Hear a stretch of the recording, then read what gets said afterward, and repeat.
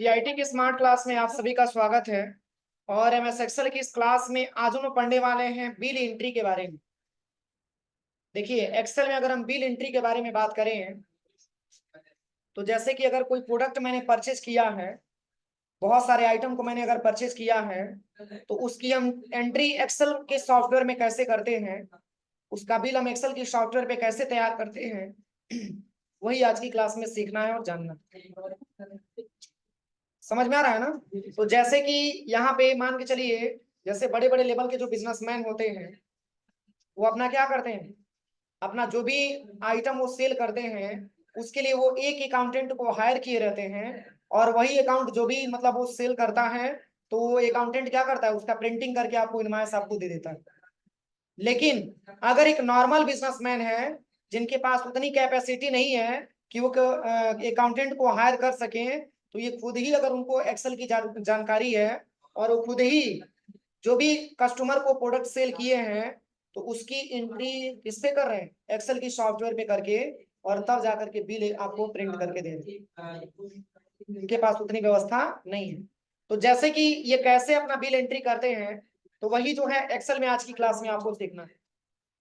जैसे कि यहाँ पे गायत्री इंस्टीट्यूट ऑफ टेक्नोलॉजी एक फर्म का नाम है, फॉर एग्जाम्पल इनका एड्रेस है पटरौना, कुशीनगर। और जो कस्टमर इनसे परचेज कर रहा है, कस्टमर का नाम है अशोक कुमार सिंह, जिनका एड्रेस है कहाँ, पटरौना।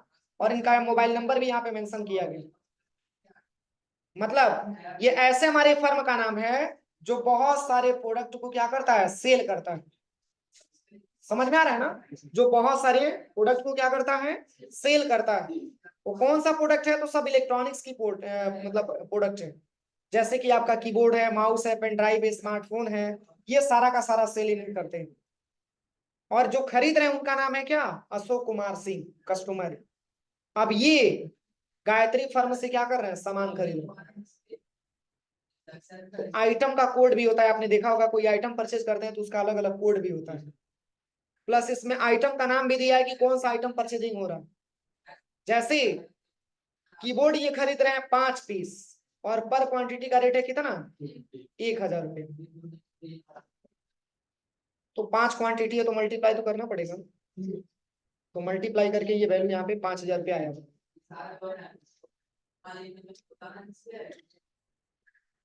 ठीक है। ऐसे ही माउस खरीद रहे हैं 6 पीस और पर क्वांटिटी का रेट है 600 रुपये, तो मल्टीप्लाई करके हम रिजल्ट यहाँ पे निकालेंगे। मॉनिटर 2 पीस परचेज कर रहे हैं, पर पीस का रेट है 5000 रुपये। रैम खरीद रहे हैं 7 पीस, पर क्वांटिटी का रेट है 1500 रुपया। स्मार्टफोन खरीद रहे हैं 8 पीस, पर क्वांटिटी का रेट है 1000 रुपया।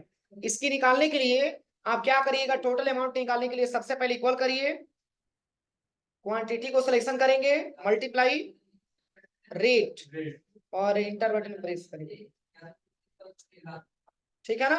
अब इसी को ड्रैग एंड ड्रॉप करेंगे तो पूरा आपका आ जाएगा। अब चलिए, ये कस्टमर से ये बोला जा रहा है कि अभी तो केवल प्रोडक्ट का रेट आपने दिया, प्लस इस पे एडिशनल आपको 18% आपको जीएसटी भी देना है। इस पे 18% आपको जीएसटी भी देना है। तो जब भी जीएसटी आपको निकालना होगा तो सबसे पहले इक्वल करिएगा, और जीएसटी टोटल अमाउंट पे ही पेमेंट करना है, और मल्टीप्लाई करेंगे कितना से, और डिवाइड कर देंगे 100 से। ठीक है ना? सबसे पहले इक्वल करेंगे और यहाँ पे टोटल अमाउंट को सिलेक्शन करेंगे। अगर 9% जीएसटी है तो 9 से मल्टीप्लाई करेंगे, डिवाइड कर देंगे कितना से, 100 से। अब इसी को ड्रैग एंड ड्रॉप करेंगे तो पूरा जीएसटी आपके सामने आ जाएगा। कोई दिक्कत किसी को, कोई दिक्कत है? अब चलिए, अब आता है सब टोटल। तो सब टोटल का मतलब ये है कि अब ये कस्टमर पूछेगा ना कि यही बताइए, आपने 5000 रुपये का प्रोडक्ट हमसे सेल किया था, प्लस आप 900 रुपये आप जीएसटी भी ले रहे हैं, तो टोटल हमको पैसा क्या रुपया पेमेंट करना है, तो उसी को हम क्या निकालेंगे, सब टोटल में निकालेंगे। तो ये दुकानदार बताएगा कि इक्वल करेगा, कहेगा कि ऐसा है कि ये 5000 रुपया केवल कीबोर्ड का आपका दाम हो गया, प्लस 5000 रुपये का जब आप कीबोर्ड खरीद रहे हैं तो उसमें आपको 900 रुपया जीएसटी देना पड़ रहा है। यानी कि टोटल कीबोर्ड का जो पैसा आप पेमेंट करेंगे वो 5900 रुपया पेमेंट करेंगे। कोई दिक्कत? टोटल जो आप कीबोर्ड का पैसा पेमेंट करेंगे ये टोटल 5900 रुपया है, जिसमें आपका अमाउंट मतलब आपका टोटल अमाउंट भी है और प्लस आपका जीएसटी 18% भी है। कहां से? देखिए सबसे पहले ये जो कस्टमर को पैसा देना है इक्वल करेंगे और यहाँ पे 5000 को सिलेक्शन करेंगे। 5000 तो इसका प्रोडक्ट का मूल्य देना ही था, तो क्या प्लस नहीं होगा जीएसटी आपका?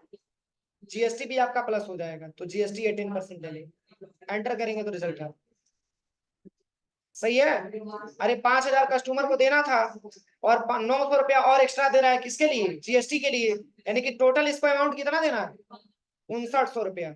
अब इसी को ड्रैग एंड ड्रॉप करेंगे तो पूरा वैल्यू आपके सामने आ जाएगा। कोई दिक्कत? अब चलिए, अब ये कस्टमर ये पूछेगा कि ये बताइए कीबोर्ड हम आपसे 5 पीस खरीद रहे हैं, आप इस पे जीएसटी भी ले रहे हैं 18%, क्या आप देते समय प्रोडक्ट बेचते समय हमसे कुछ डिस्काउंट नहीं करेंगे हमको?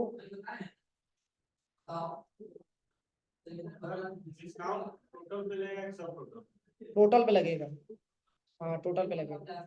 अब कह रहा है कि जैसे कि मान के चलिए आपसे मैंने टोटल 5900 रुपए का मैंने सामान खरीदा केवल कीबोर्ड, तो क्या इस पे आप कुछ डिस्काउंट नहीं देंगे? तो ऐसा तो है नहीं कि ये इतना पीस यूज करने के लिए लेके जा रहे हैं, ये हो सके कि ये भी प्रोडक्ट को सेल करने के लिए ही लेके जा रहे हैं। ठीक है, तो जब सेल करने के लिए लेके जाएं या यूज करने के लिए भी लेके जाएं तो भी डिस्काउंट लेना जरूरी होता है।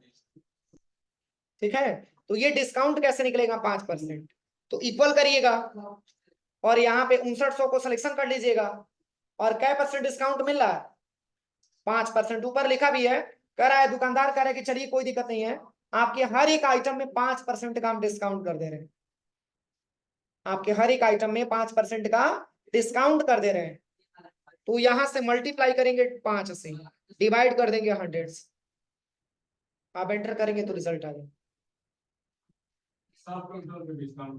सब टोटल पे डिस्काउंट निकालेंगे क्योंकि पैसा यही तो देना है इनको, ये जीएसटी का पैसा है और ये टोटल है। जब टोटल हम जोड़ेंगे तो सब टोटल आएगा। अब इसी सब टोटल पे इनको 5% डिस्काउंट मिल गया। अब इसी का हम मतलब यहाँ से मतलब पूरा का पूरा ड्रैग एंड ड्रॉप कर लेंगे। अब चलिए, अब कस्टमर पूछेगा ना कि मैंने सामान लिया था 5900 रुपए का, आपने 295 रुपया डिस्काउंट कर दिया, तो शेष पैसा कितना देना है आपको? तो 5900 पे से माइनस हो जाएगा कितना? 295। अरे 5900 रुपया कस्टमर को देना था, जिसमें से 295 रुपया माइनस करा लिया, तो शेष जो बचेगा वो आपका ग्रैंड टोटल निकल करके आएगा, जो फाइनल वैल्यू होगा जो कस्टमर को देना होगा।